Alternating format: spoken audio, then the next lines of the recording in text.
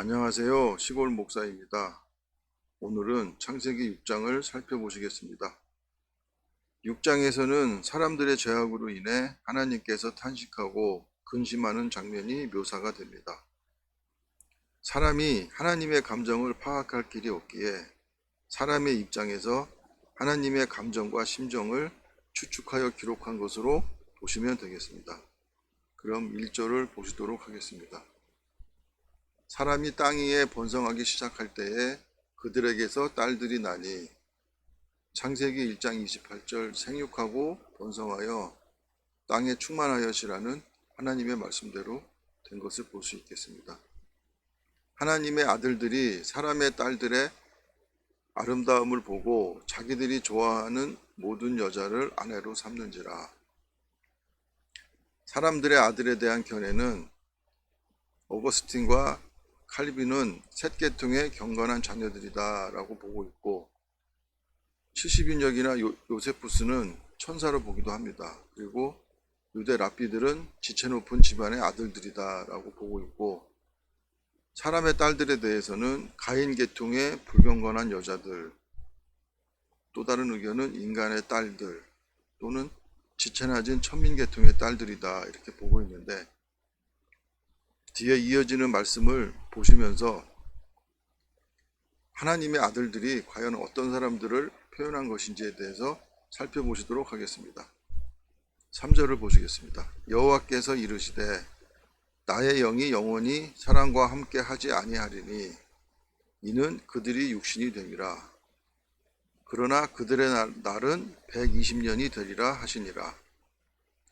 이 120년이 그 사람의 연수를 하나님께서 줄이신 게 아니고 홍수가 나서 죽게 될 연수를 말하는 것입니다. 이 부분도 뒷부분에서 살펴볼 수 있으니까 뒤에서 다시 한번 점검해 보도록 하겠습니다.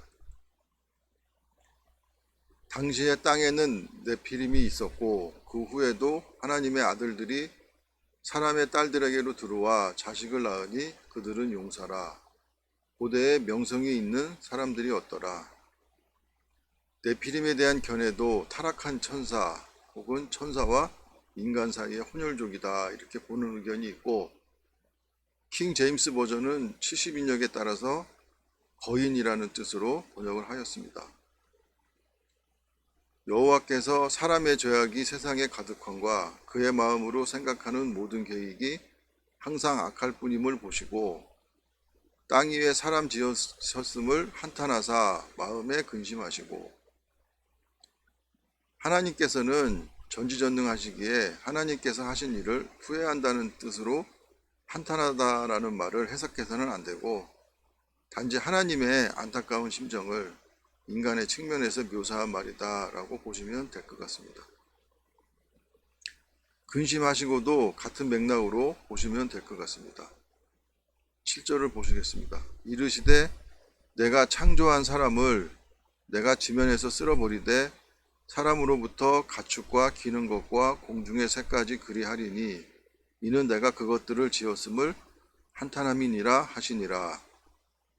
여기에 기록된 사람은 아담이라고 히브리어 원어에 기록이 되어 있는 걸 볼 수 있습니다. 70인역을 찾아보면 안스로폰인데 이것 역시 사람을 가리키는 것입니다. 그러니까 네피림을 천사로 본다면 죄는 천사가 지었는데 하나님께서 사람을 쓸어버릴 이유가 없다는 것이죠. 그래서 네피림은 천사가 아니고 거인이다, 단지 등치가 큰 거인이다 이렇게 보시면 될 것 같습니다. 8절 보시겠습니다. 그러나 노아는 여호와께 은혜를 입었더라. 이것이 노아의 족본이라. 노아는 의인이요 당대의 완전한 자라. 그는 하나님과 동행하였으며. 노아가 의인인 이유는 창세기 6장 22절과 7장 5절에서 보게 되면 하나님의 명령대로 다 준행하였더라 이런 글들이 있습니다. 그래서 하나님께 순종하였다. 그래서 순종하는 자가 의인이다 이렇게 보시면 될 것 같습니다. 노아가 퍼펙트한 사람이라는 뜻은 아닙니다. 그래서 노아를 완벽한 사람이다 이렇게 보실 것이 아니고, 노아가 하나님께 온전히 순종하였다 이렇게 보시면 될 것 같습니다. 10절을 보시겠습니다. 세 아들을 낳았으니 셈과 함과 야벳이라. 셈은 동양 사람의 조상이고 함은 아프리카 사람의 조상이 되고 야벳은 유럽 사람의 조상이 됩니다. 그때 온 땅이 하나님 앞에 부패하여 포악함이 땅에 가득한지라. 노아가 세 아들을 낳았을 당시를 말하는 것입니다. 12절 하나님이 보신즉 땅이 부패하였으니 이는 땅에서 모든 혈육 있는 자의 행위가 부패함이었더라. 이 12절의 말씀이 6장의 주제가 되겠습니다. 하나님이 노아에게 이르시되 모든 혈육 있는 자의 포악함이 땅에 가득하므로 그 끝날이 내 앞에 이르렀으니 내가 그들을 땅과 함께 멸하리라.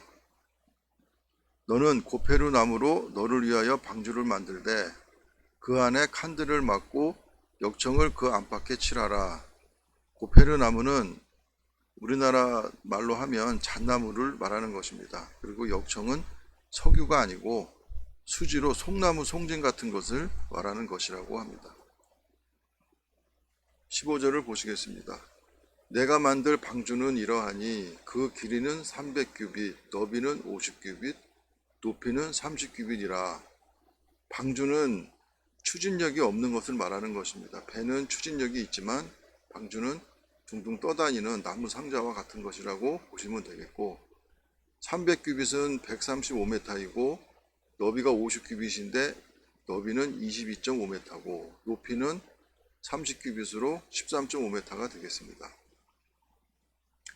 16절 보시겠습니다. 거기에 창을 내되 위에서부터 한 규빗에 내고 그 문은 옆으로 내고 상중하 3층으로 할지니라. 내가 홍수를 땅에 일으켜 무릇 생명의 기운이 있는 모든 육체를 천하에서 멸절하리니 땅에 있는 것들이 다 죽으리라. 노아의 나이 600세에 홍수가 났기에 이 말씀을 들은 나이가 120년 전인 480살로 보아야 하는데 셈을 502세에 낳았기에 18절의 언약의 말씀은 노아가 자식이 있기 전에 하나님께서 말씀하신 것으로 보셔야 될 것 같습니다. 18절 그러나 너와는 내가 내 언약을 세우리니 너는 내 아들들과 내 아내와 내 며느리들과 함께 그 방주로 들어가고, 하나님께서 그 아들하고 며느리들이 어떻게 살 것인지에 대해서 알고 미리 언약을 하셨다 이렇게 보시면 되겠습니다. 19절 보시겠습니다.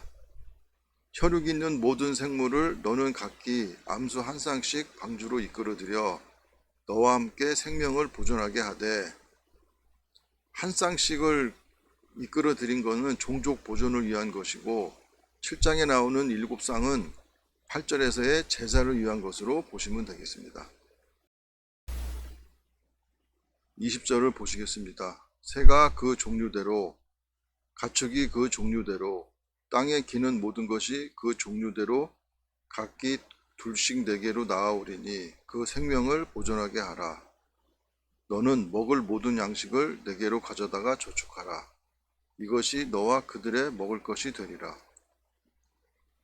마지막 절 보시겠습니다. 노아가 그와 같이 하여 하나님이 자기에게 명하신 대로 다 준행하였더라. 120년에 걸친 노아의 인내와 믿음과 소망이 응축된 구절로 하나님에 대한 순종으로 노아는 자신과 가족 그리고 짐승들을 구하였기에 믿음은 단순히 마음으로 믿는 것만이 전부가 아니고 순종하는데 의미가 있다고 할 것입니다. 사무엘상 15장 22절에 보면 사무엘이 이르되 여호와께서 번제와 다른 제사를 그의 목소리 청종하는 것을 좋아하신 같이 좋아하시겠나이까. 순종이 제사보다 낫고 듣는 것이 순양의 기름보다 나으니. 호세아서 6장 6절에는 나는 인애를 원하고 제사를 원하지 아니하며 번제보다 하나님을 아는 것을 원하노라 라고 말씀하신 것을 볼 수 있겠습니다. 우리가 믿음 생활을 할 때 형식에 얽매이는 것보다 하나님 말씀에 순종할 때 우리도 노아와 같이 의롭게 되는 것입니다. 하나님의 말씀에 순종하기 위해서는 하나님 말씀인 성경을 부지런히 배우고 익혀야 할 것입니다. 감사합니다.